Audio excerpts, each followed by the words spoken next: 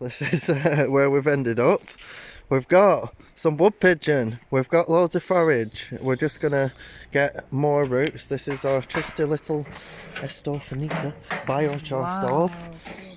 We've got the cauldron today. We've got some forage in the bag. We're just gonna, there's tons and tons of bistort, so quickly get some bistort roots, dig, and they'll be there all year around, and they're full of starchy, energy rich they call it double twisted root or something, because it folds back on itself twice, and so they taste like markers, marker pens if you eat them like that. But that's the tannins in them, so you can use the water once you've boiled it for like funguses, astringency sort of type medicine, drawing, fixing stuff, for medicine wise. So we've just seen a little patch of cow parsley, and we've been trying roots yesterday. The primrose, the roots, they taste more potent than meadowsweet. You know, if you've tried meadowsweet, the flowers or even the leaves, it has that TCP germaline taste to it, and at first I thought, oh yeah, it's like cloves, and it's more, I did actually try whether the taste alters on Woodhavens, which is our wild clove substitute. It's more potent, the primrose, the wild primrose, the one with the yellow flower. You can eat the flowers like little sugary treats for in salad, but the root of that is a really weird looking root, and it tastes like real potent clovey, and you get that meadowsweet germaline. So I bet you that can be used for lots of medicine, but I've never ever seen it used like that, just the root. So that's something new that we found out yesterday. So I'm going to quickly go over there and then parboil some roots and then roast them with the wood pigeon. And we've got 2 patches of cow parsley there. You have to be careful when it's near the water, because some people can mistake it for water hemlock, but I don't think the leaf looks anything like that. But we did come across that on the retreat, and there's another one there, so just get the spade, bring them over, wash them, and cut back when we've done a bit of prep. These are cow parsley roots, and look at that, it's only just starting to come up. So we're gonna have to, I've never ate these before apart from the other day, and they're really good. They're like a peppery, they're mild, peppery parsnip carrot they're like, and it's really good just raw. So we're gonna have to do it roasting them, and because it's growing near the water as well, I was like, how do you distinguish it from hemlock? Now, I've never actually seen hemlock grow anywhere about here, but I have seen, and we did find the other day, water hemlock, the water drop water, what is an even worse death than what you'll have off hemlock. Hemlock just paralyses you from the feet up. So there's that story of, I'm just trying to grab it off here. There's that story of, like, on the hemlock, like Socrates, he had the opportunity of getting exiled or death, so he chose to drink a cup of hemlock, and he did a talk, and like paralyzes you from the feet up, so just died as he were doing this talk. But anyway, so this is how you tell cow parsley from hemlock and the water hemlock, the drop wort. So here we go. So the leaves on water, I can flick up some photos of the water hemlock, and they look a little bit like coriander, whereas these look a bit more carroty, and the stem is where most of the information is. Once you get to know it more, you'll just be like, oh, that's totally different, the leaves. But anyway, so on this cow parsley, what these roots have come from as well, it has a ridge, like a little gutter all the way down the stalk.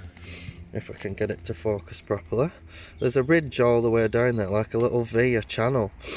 And if you can just see there, you can see it's hairy. Now, cow parsley is hairy. Maybe you can remember that like a cow. A cow is hairy, and hemlock is not hairy. It's also hollow. Hemlock is hollow, whereas cow parsley isn't hollow. It's like a fibrous all the way through. And when you get it like this, you can just nibble on it. It's really nice. People say it's like aniseed mixed in with parsley. And you see of the purple, like if I get a different one, look at the root on that though. So that's a big, that's like a bloody carrot, that just off that little bit of growth. So it's really easy to collect yourself some. If you're getting, we've got a wood pigeon here, 2 rainbow trout, I think the rainbow trout with the red spots. You know, it's really easy to get your meat and 2 veg, like a lot of foragers just go for bloody greens. But if you compare it to your own traditional diet, it's a lot of roots and not a lot of they go for greens, like a lot of. But look at that compared to. And as long as you you know, wait until this seeds, chuck a bit more seeds about, do your bit, and then maintain, you know, what would you call it, wild farming. If you appreciate this wild food and just out in nature, just save a bit of the seeds and scatter them out. Stop being tight.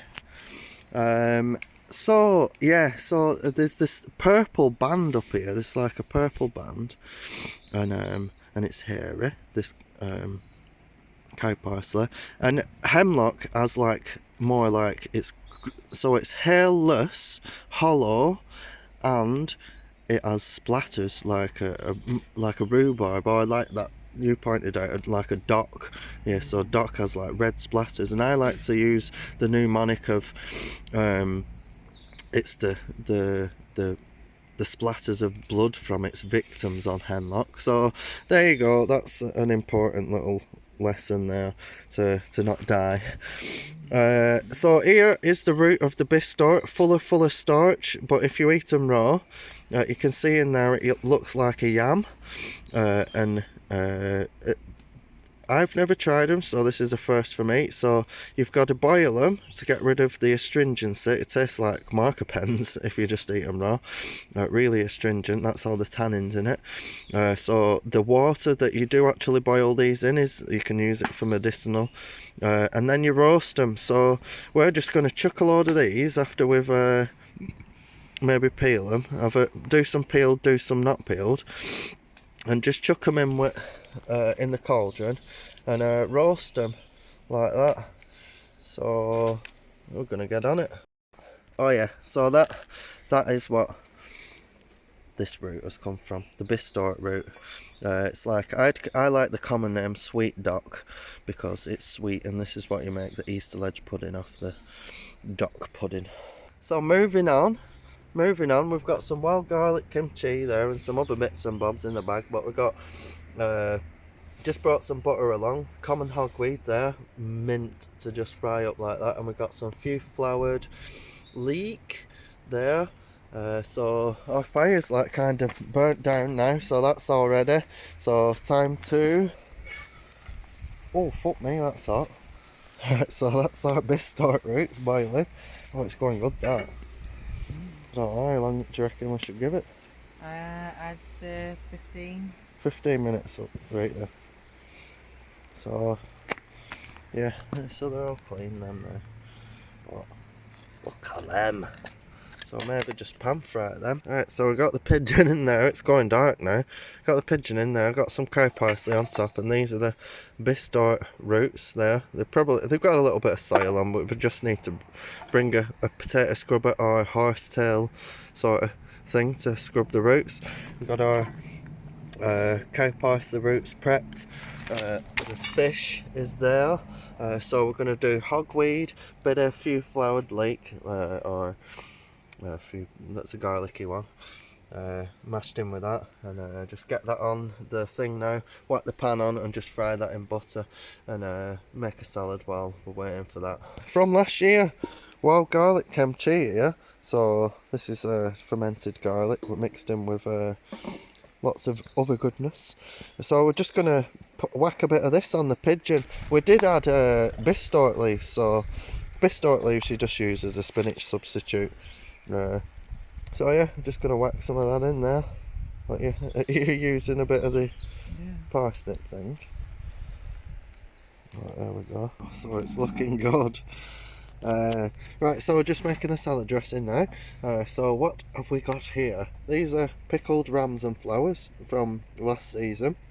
So I've just used a bit of the vinegar and chucked a few of the buds in there as well, the flower heads. Chucked a bit of olive oil in. This is cherry blossom. So a lot of people with a cherry tree, they think, oh, it just has cherries. It's a cherry tree, but there's another harvest, all the blossom. And here in the valley, I suppose it's like they're everywhere. They just end up all over the road. So you can ferment them. They call it sakura. 15 minutes is just passed on that. It's buzzing. So gonna chuck a bit of that in. That's got an almond flavour, like a marzipan. So just gonna chuck a bit of the cherry blossom seasoning. So I've just put a bit of salt and fermented that. I've got a recipe. I'll link it into a post into the video or something. Put a bit of that in there. So this is just for a salad. We've got the ground elder, bit of chopped up bistork, and a few floured leek. Just they're like spring onions then, so a spring onion replacement. So we're going to put this in with the fish in a minute. That's the hogweed there that we're looking at, and then we're just adding in tiny little bit of essence of Wildcraft wood there, like the caramelised spruce sip syrup, fermented sun syrup. So just going to mix all that as a dressing, see what that's like. We've got the fish over there. I'm just going to whack some hogweed in now. Then parsnips have been going for all the wild cheville that Waitrose sells them as, but cow parsley. And the pigeon's been in there for a good 20 minutes, so pull that out. Hey, look at that now. So that's the wild garlic kimchi on top of the bistork and lots of wild herbs on top of the pigeon there. So I'm going to dig that out. It does look, yeah, it looks cooked through that. Nice. Now what's it look like on there? We've got a towel to lift it up. They look nice. So we're just going to chuck the fish in there, chuck the hogweed in, and get that going. But I think it's ready to tuck into this pigeon now. We've got the salad. Let's have a look. So it's a ground elder, bistork, with the wild dressing that we made. That's what do you think? Yeah, just as good as any other salad dressing and all that. Oh, and then we got. Yeah. Wait, well, just shit video. Can you see it? Yep. You got the wood pigeon there. That's mint with wild garlic kimchi on it. Yeah, it looks like liver as well. I know, but it's tender. That. It's quite gamey, isn't it? Yeah, it is, isn't it? And then this is just like and quite rich. The stuff that we cooked it in. So that's veg. Oh, it's like roasted. Oh, good. That'll be good to mix in with a gravy. Gravy? Try that. Right, imagine loads of gravy. Give me. So that's a success. So these are the bistork roots. You said you don't like them, do you? Ming. Are they ming? Horrible.